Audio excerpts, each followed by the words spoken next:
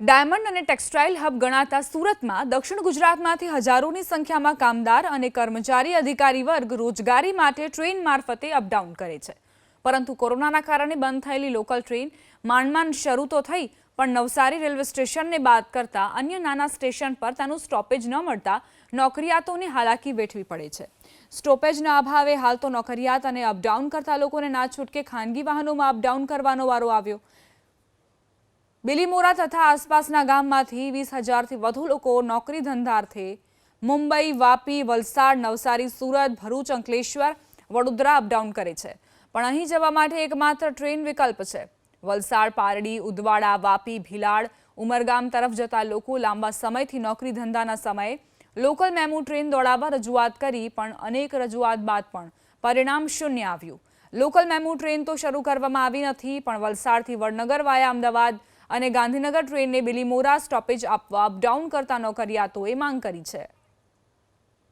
8-9 વાગે છૂટે, પહેલા 7:50નો ટાઈમ હતો ઇન્ટરસિટીનો, અત્યારે 7 વાગ્યાનો છે।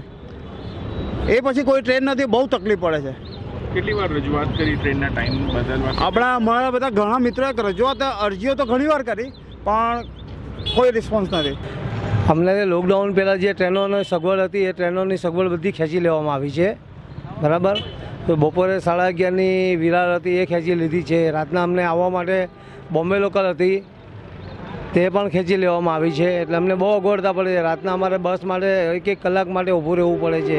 અત્યાર સુધી અમને કયા સ્ટોપેજ મળ્યા છે અને કયા નથી મળ્યા એ જ એક મોટી વાત છે, અને અમારી વિનંતી છે અમારા માનનીય સંસદ સભ્યશ્રીને કે બિલીમોરાને સ્ટોપેજ આપવામાં આવે, જેથી બિલીમોરાની લોકોની હાડમારી અલગ થાય।